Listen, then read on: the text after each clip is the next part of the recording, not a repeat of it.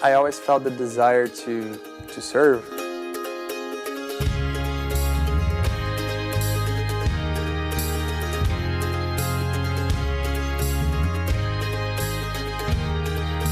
A friend of mine, he's a professor actually in Brazil, and he invited me to participate in this charity event called Entrega Por Sao Paulo.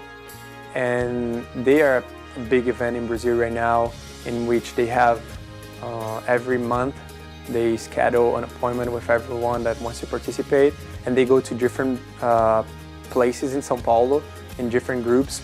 And I had the chance to talk to many people that were there, for different reasons, and this was definitely what inspired me to wanting to do more and to bring this to South Orange. I want to say it took a month to actually go talk with people and start actually creating the idea and bringing the idea. The first couple times we went, it was really, really cold, and we didn't have a big jacket to give to them, and we were wearing the Seton Hall jacket, and all the time, me and Felipe, we were thinking like, hey man, like if we didn't have to give it back, this jacket, we would definitely give it to them, because we knew that some of them were actually, like you could see that they were shaking, they were really cold. It was definitely a special time for us to go, because I also had the opportunity to talk with Terry about this, and he definitely said that the winter is the toughest time for them since it's so cold and since it snows a lot. Well, Terry, he's family right now. He's a great guy. Well, I guess our story started in the first time I went with Felipe. We actually skipped him because I didn't know that he was actually someone that was in need, that was there not waiting for the train, but actually sleeping over there, because he was wearing, normal clothes. He had his bag, he was listening to his music. So I actually went and talked to his brother, and not with him, I just skipped him. And so in the second time, I actually offered for someone else over there, and he was behind me, and he called me. He was like, hey man, what you got over there? And I told him, hey, I have some sandwiches, water, donut, would you like to accept any? And he was like, yes. And so I gave it to him, and he was definitely the guy that impressed me the most, because even though it was, as I said, a hard conversation, he was actually the guy that wanted to know why I was doing that. Like, he was like, I want to know why. Like, are you doing that for credit? Are you doing that for for money or for anything else? Like, why are you doing that? Do you know that there's a big issue called racism? Do you know that people like you, that look like you, don't even care about us? So do you think that you're just gonna come over here and we're gonna accept everything like normal? So it was amazing actually, because that's all I needed. I needed to understand the situation better. I needed someone that was able to tell me like what I should do and everything else. And not that I didn't know that I was in the United States, but it's different. It's different from Brazil.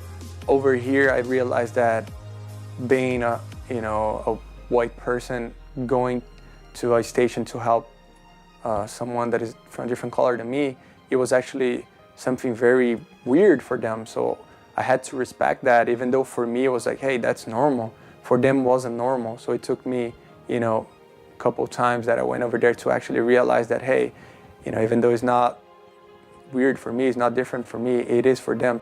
Once I started talking to the people who are living in the South Orange station, they actually told me that, it's not that good to bring that many people over there, because otherwise they just feel uncomfortable. They just feel that you're bringing too many people to watch them, or, they actually mentioned that sometimes it feels like an animal in the zoo. So yes, we definitely need other places to go so we can start, accepting more people to participate with us and to join us to go. And yes, we're looking for different places as Newark Broad Street, and also Orange Station, and why not Penn Station, which is a place that it would definitely allow us to bring a lot of people. Obviously, I'm from Brazil, and I knew from the beginning that, eventually I would have to leave. However, my main idea was to start. It was to actually show people that, hey, it's not this dangerous, it's not, you know, it's not this, you don't have to fear to talk to someone that is living the street. They're not gonna rob you, they're not, you know, gonna kill you. I know, you know, I know, unfortunately, sometimes, you know, things happening and you know, one or two, maybe when they are on drugs or on alcohol, they do stuff that they shouldn't. But you can't just say that everyone that lives in the street and it's homeless, you know, will try to rob you or to do something bad to you, because that's definitely not the reality. The name, it was funny. I was talking to Garrett, the Catholic missionary from the school, and I was looking for a name, and one of his friends actually mentioned like, hey, pay it forward. And I was like, oh my God, it just touched me, the name. I was like, hey, I love this name. And then he mentioned that it was a name about a movie. And when I got home, I actually searched for the name. And the name, that the movie talks about a professor that inspired a student to do better. And then I was like, hey, that's my story, you know, like I participated in Sao Paulo in an event that my professor actually took me and inspired me to go. And so it was just like, that's it. As we do share things on Facebook and in the Instagram, and other people start sharing, many people actually reach out to me and saying like, hey, like I participate in Brazil, or I participate in my country, you know, like of something like that, and I would love to join. And then you're like, oh, that's amazing. And one of this people that, her name is Marcela, and I didn't know her. Like, I think she's from Curitiba. It's a different state in the south of Brazil.